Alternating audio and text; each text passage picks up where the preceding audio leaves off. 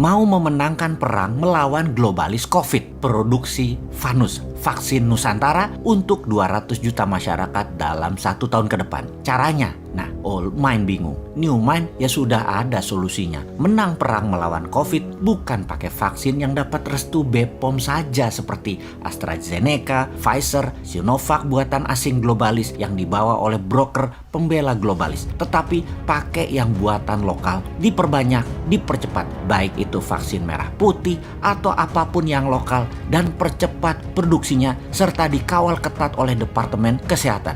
Juga modali Genos 5 triliun rupiah untuk pasang di semua publik area tempat massa berkumpul seperti pasar, mal, terminal, stasiun, bandara, pelabuhan terkoneksi dengan aplikasi Genos tersebut. Kemudian semua orang akan dicek random secara acak oleh Satgas COVID di pasar atau dimanapun. Aplikasinya di-scan oleh alat yang dibawa oleh Satgas COVID. Kalau hari itu belum tes Genos, segera digiring ke tempat Genos terdekat dan gratis, di mana aplikasi akan mencatat hasil positif atau negatif. Keluar rumah, pastikan hasil Genos di aplikasi negatif. Tes Genosnya bisa dimanapun gratis dan dekat jaraknya dari Anda. Genos tahun 2021 ini usahakan ada 1 juta alat Genos dan tahun depan 2022 hingga 3 juta alat. Demikian halnya dengan Fanus vaksin Nusantara yang akan membuat imunitas naik. Fanus adalah imunoterapi, imunitas dinaikkan tinggi sehingga dalam 1 tahun ke depan herd immunity terbentuk di Indonesia dalam waktu cepat dengan vaksin globalis yang kira-kira mengcover 20% penduduk dan vaksin lokal mengcover 60% populasi, maka 80% populasi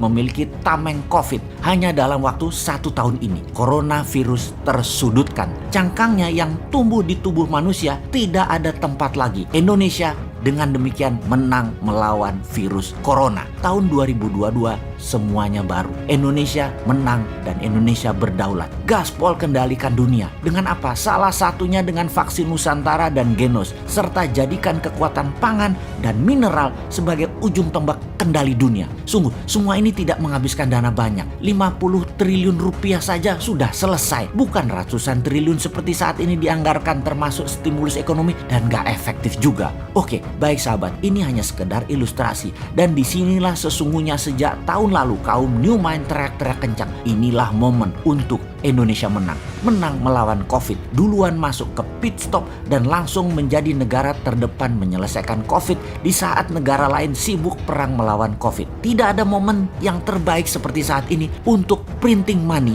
kecuali berbarengan dengan produksi. Printing money 50 triliun buat Genos dan Fanus vaksin Nusantara serta vaksin-vaksin lainnya juga untuk memproduksi vitamin gratis yang akan dibagikan ke setiap anak bangsa. Semua itu 100% bahan bakunya lokal. Selesai itu masalah COVID. Sekarang momentum tersebut ada. Kalau saja dilakukan sekarang, ya benar, sekarang wahai pejabat, kalau Anda benar-benar mencintai rakyat dan bangsa, pastikan akhir tahun 2021 ini COVID nol. Dengan strategi printing money tadi, Indonesia tidak perlu import vaksin asing yang membuat broker vaksin asing, agen globalis dan agen politik 2024 memanfaatkan fasilitas kesehatan itu bakal kering cuannya dan pastinya menyelesaikan masalah COVID serta ekonomi Indonesia dengan cara elegan. Ketika pejabat sadar, oh printing money itu menyelesaikan COVID dan membuat 100% karya putra anak bangsa ini dibiayai tanpa hutang, itu begini toh. Lah setelah itu proyek infrastruktur dilanjutkan, proyek ibu kota dilanjutkan dengan 100%